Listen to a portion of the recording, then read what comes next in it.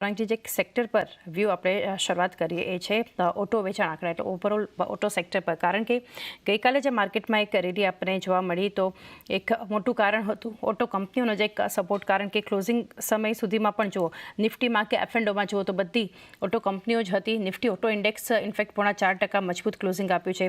આયશર motors, એની સાથે M&M, Bajaj auto જેવા counters, hero મોટોકોર્પ જે એક મજબૂતી આપી, ટાટા મોટર્સમાં ખરીદારી અને ફ્યુચર સેગમેન્ટમાં પણ બધા ઓટો કંપનીઓ લીડ કરી રહી હતી. તો હવે કઈ રીતે આપની સલાહ રહેશે આગળ? ચાંદની ઓટો ક્ષેત્ર પર આપણે નિરંતર રોકાણની ભલામણ કરી રહ્યા હતા અને જોવાની વાત એ છે કે ડિસેમ્બર મહિનામાં મોટા ભાગે લગભગ બધી જ વાહન ઉત્પાદન કરવાવાળી કંપનીઓ ડિસ્કાઉન્ટ આપે છે, કારણ કે ઇન્વેન્ટરીઝ એ લોકોને ઓછી કરવાની હોય છે. અને તે છતાંય બી તમને રેકોર્ડ સ્તર પર વેચવાલીના આંકડા ડિસેમ્બરના મહિનામાં કંપનીઓ તરફથી આવતા જોયા આપણે.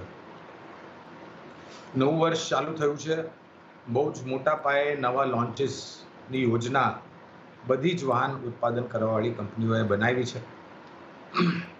જે રીતના માંગ છે અને જે રીતના સ્થાનિય માર્કેટમાં તો ઠીક છે, તમને સુધાર થતો દેખાશે. અમારું અનુમાન એ કે છે કે મધ્યમ ગ્રામીણ ભાગોથી તમને વધારે પડતી સહારો માંગને લઈને દેખાશે અને લોકોની હવે એસ્પિરેશન્સ બી ઘણી ઉપર જતી રહી છે.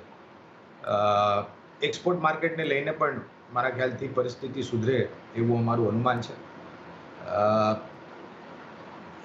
નવી ટેકનોલોજી, નવા લોન્ચીસ, ખાસ કરીને જે EV સેગમેન્ટ છે ચાંદની, ત્યાં આગળ જે બેટરીની ક્ષમતા છે અને જે ચાર્જ થવાની ક્ષમતા છે એની ઉપર બી બહુ જ મોટા કામકાજ થઈ રહ્યા છે.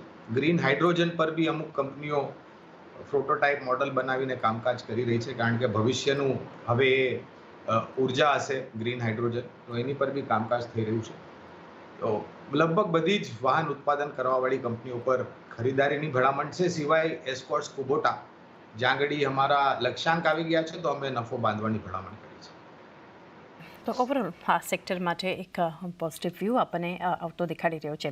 રચના, ચાર્ટ સેટઅપ પણ સમજીએ. જે રીતે બધી કંપનીઓમાં ગઈકાલે એક મજબૂતી, નંબર્સ જે રીતે વેચાણના સ્ટ્રોંગ આપણને આવતા દેખાડી રહ્યા છે ડિસેમ્બરના, તો આટલી જ્યારે મજબૂત આ બધી કંપનીઓ છે તો કોઈ ટેકનિકલી તમને લાગી રહ્યું છે અત્યારે એન્ટ્રી માટે કોઈ સારી કંપની? ઓટો સેક્ટરમાં ઘણા ટાઈમ પછી આ પોઝિટિવિટી ચાલુ થઈ છે, તો નેચરલ છે કે ઘણા બધા શોર્ટ્સ પણ હોય સિસ્ટમમાં અને ઘણું બધું અંડર ઓનરશિપ પણ હોય. એટલે આ વસ્તુ જે શરૂ થઈ છે થોડો ટાઈમ કન્ટિન્યુ થાય એવા ચાન્સીસ પૂરા છે. પણ છેલ્લા 2 દિવસમાં જે રેલી થઈ છે એ સ્ટ્રોંગ બી બહુ છે. એટલે આપણે આયશર મોટર્સ પર ધ્યાન રાખી શકીએ, આપણે મારુતિ પર ધ્યાન રાખી શકીએ, પણ ચેઝ કરવા જેવું ત્રીજે દિવસે ન હોઈ શકે. એટલે માઇનર પુલબેકમાં એન્ટ્રી કરવાની કોશિશ કરવી.